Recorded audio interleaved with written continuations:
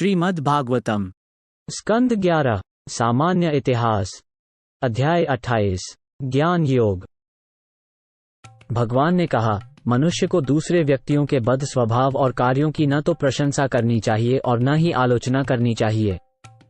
इसके बजाय उसे इस दुनिया को केवल भौतिक प्रकृति और आत्माओं के योग के रूप में देखना चाहिए, जो सभी एक परम सत्य पर आधारित हैं। जो व्यक्ति अन्य व्यक्तियों के गुणों और व्यवहार की प्रशंसा या आलोचना करता रहता है, वो मायावी भ्रमों में उलझकर शीघ्र ही अपने सर्वोत्तम हितों से विचलित हो जाता है।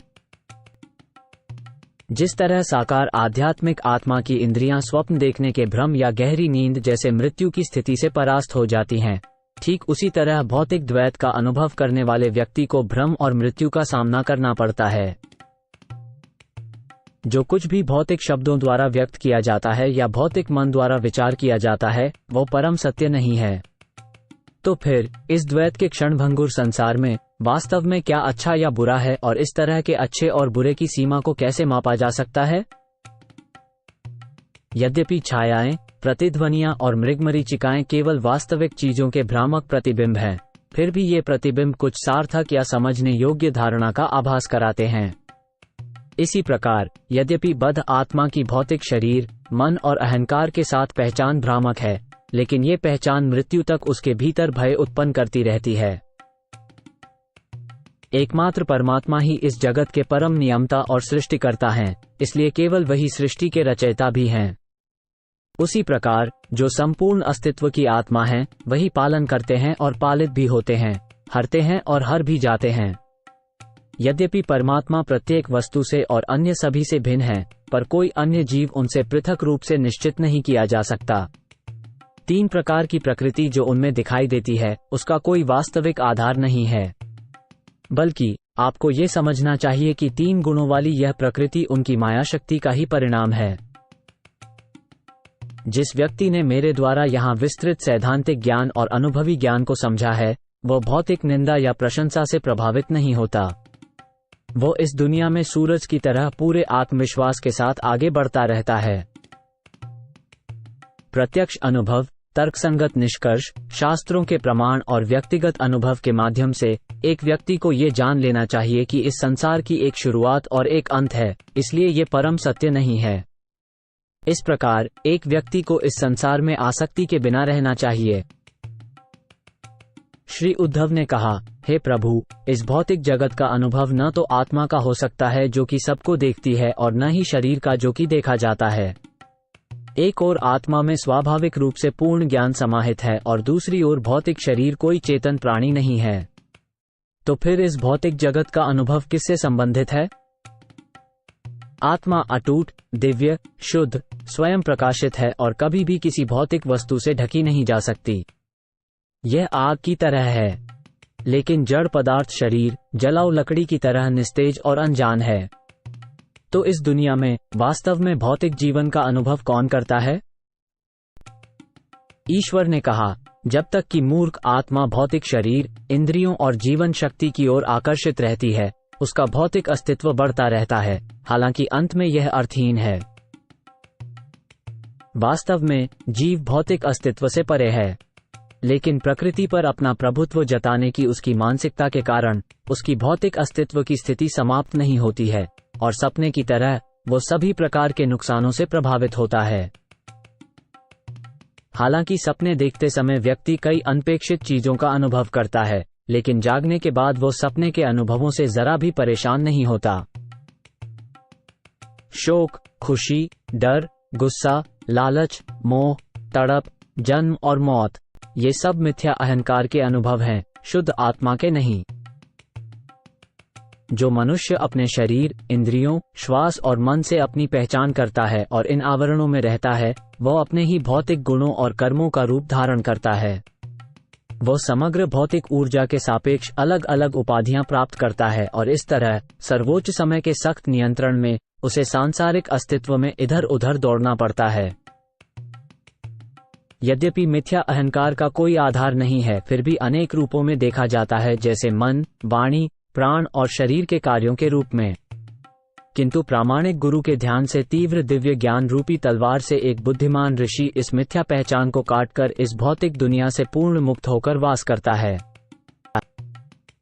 वास्तविक आध्यात्मिक ज्ञान वही है जो आत्मा और पदार्थ के विवेक पर आधारित होता है तथा इसे शास्त्रों के प्रमाणों, तपस्या द्वारा, प्रत्यक्ष अनुभव द्वारा, पुराणों की ऐतिहासिक कहानियों के संग्रह द्वारा व तार्किक निष्कर्षों द्वारा विकसित किया जाता है।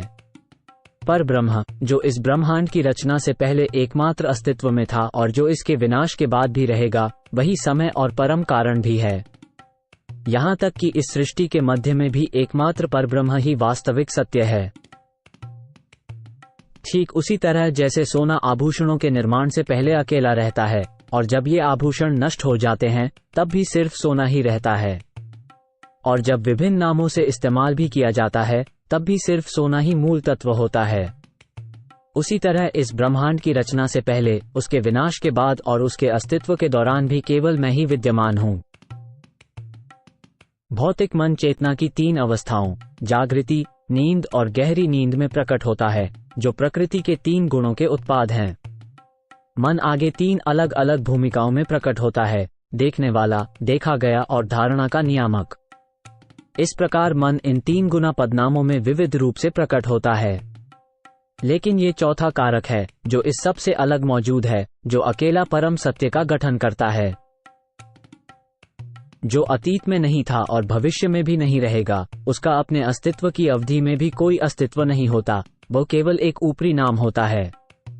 मेरे विचार से जो कुछ भी बनाया जाता है और किसी अन्य वस्तु से प्रकट होता है, वो अंततः केवल वही अन्य वस्तु होती है।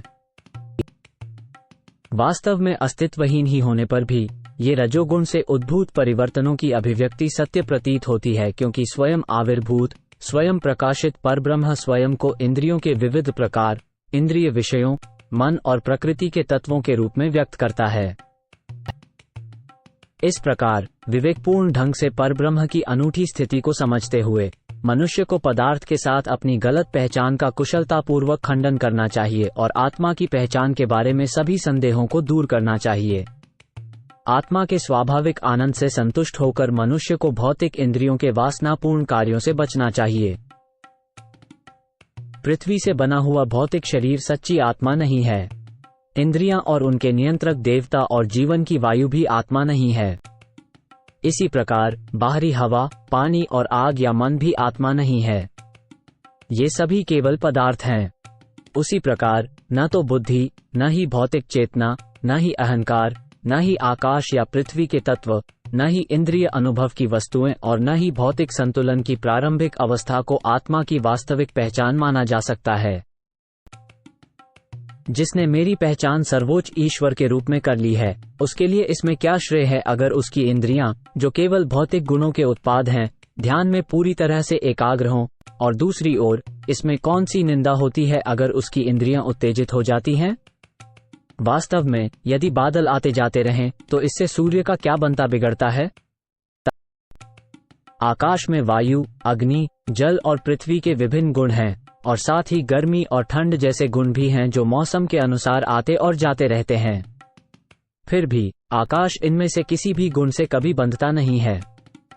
ठीक इसी तरह परब्रह्म सत, रज और तम गुणों के दूषणों से कभी बंधता नहीं है, क्योंकि ये झूठे अहंकार के भौतिक परिवर्तनों का कारण बनते हैं। फिर भी जब तक कि मनुष्य दृढ़ता से मेरी भक्ति का अभ्यास करके अपने मन से भौतिक काम वासना के मैल को पूरी तरह से नहीं हटा देता, तब तक उसे इन भौतिक गुणों की संगति करने में सावधानी बरतनी चाहिए जो मेरी माया शक्ति द्वारा उत्पन्न होते हैं। ठीक से इलाज न मिलने पर जो रोग बार बार आता है और मरीज को बार बार तकलीफ देता है, ठीक उसी तरह मन को उसकी विकृत प्रवृत्तियों से पूरी तरह शुद्ध न करने पर वो भौतिक चीजों से चिपका रहता है और अधूरे योगी को बार बार परेशान करता रहता है। कभी कभी अपूर्ण योगी की प्रगति पारिवारिक सदस्यों, शिष्यों या अन्य लोगों के प्रति लगाव के कारण रुक जाती है।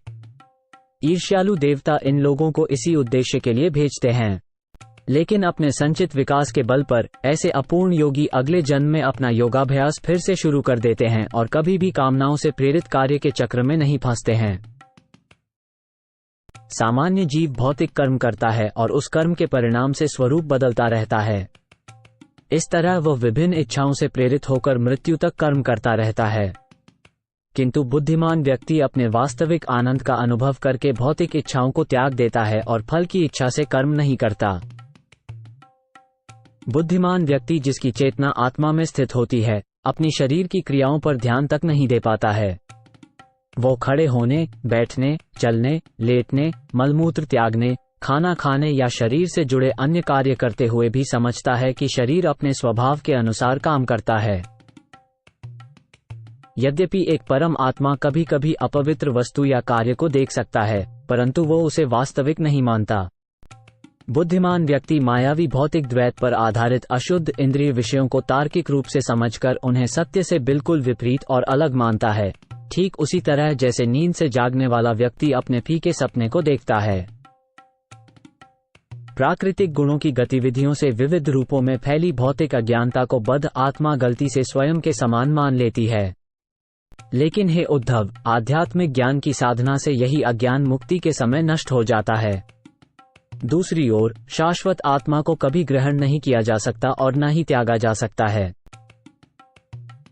जब सूरज निकलता है तो वो अंधेरे को दूर कर देता है जो मनुष्यों की आंखों को ढके रहता है, लेकिन वो उन चीजों को नहीं बनाता जिन्हें हम अपने सामने देखते हैं, क्योंकि वो चीजें पहले से ही वहां मौजूद होती हैं। उसी तरह से मेरे अस्तित्व का शक्तिशाली और वास्तविक एहसास इंसान की सच्ची चेतना से अंधेरे को दूर कर देगा। परमेश्वर स्वयं प्रकाशित, जन्मरहित और अपरिमेय हैं। वे शुद्ध पालौकिक चेतना हैं और प्रत्येक वस्तु को समझते हैं। वे अद्वितीय हैं और सामान्य शब्दों के बंद होने के बाद ही उनकी अनुभूति होती है। उनके द्वारा वाणी की शक्ति और जीवन शक्ति गति में आती है। आत्मा में जो भी द्वैतता दिखती है वो केवल मन के भ्रम के कारण है। बेशक ऐसा द्वैत केवल आत्मा से अलग विचार करने पर ही दिखाई देता है, जो वास्तव में सही नहीं है। 5 भौतिक तत्वों का दोहरापन केवल नामों और रूपों तक ही सीमित है। जो लोग कहते हैं कि ये दोहरापन वास्तविक है, वे नकली विद्वान हैं और तथ्य के आधार के बिना व्यर्थ ही विभिन्न सिद्धांतों का प्रस्ताव करते रहते हैं। अपने अभ्यास में अभी भी परिपक्व न होने वाले प्रयत्नशील योगी का शरीर कभी कभी अनेक बाधाओं की चपेट में आ सकता है। इसलिए निम्नलिखित विधि सुझाई जाती है। इन अवरोधों में से कुछ का निवारण योग, ध्यान या शारीरिक आसनों से किया जा सकता है, जिनका अभ्यास प्राणायाम पर ध्यान लगाते हुए किया जाता है। अन्य अवरोधों को विशेष तपस्या, मंत्र या औषधीय जड़ी बूटियों से दूर किया जा सकता है। इन अशुभ बलाओं को मुझ में नित्य स्मरण करने, मेरे पवित्र नामों का सामूहिक श्रवण और उच्चारण करने या योग के महान गुरुओं के पदचिह्नों पर चलने से धीरे धीरे दूर किया जा सकता है। विभिन्न उपायों से कुछ योगी अपने शरीर को बीमारी और बुढ़ापे से मुक्त रखते हैं और उसे हमेशा जवान बनाए रखते हैं। इस प्रकार वे भौतिक योग सिद्धियों को प्राप्त करने के उद्देश्य से योग का अभ्यास करते हैं। दिव्य ज्ञान में पटु लोगों के लिए ये शारीरिक सिद्धियां बहुत महत्वपूर्ण नहीं होती हैं। वे ऐसे प्रयासों को व्यर्थ मानते हैं क्योंकि आत्मा तो वृक्ष के सदृश स्थायी है, लेकिन शरीर वृक्ष के फल के सदृश नष्ट होने वाला है। योग की विभिन्न विधियों द्वारा शरीर तो सुधर सकता है, परंतु जो विवेकी व्यक्ति अपना जीवन मुझे अर्पित कर चुका है, वो योग द्वारा शरीर को पूर्ण बनाने में अपनी आस्था नहीं दिखाता। वस्तुतः वो ऐसे विधियां त्याग देता है। मेरी शरण में आ चुका योगी इसलिए लालसा से रहित रहता है क्योंकि वह भीतर से ही आत्मा के सुख का अनुभव करता है। इस तरह इस योग विधि को संपन्न करते हुए वो कभी भी बाधाओं से पराजित नहीं होता।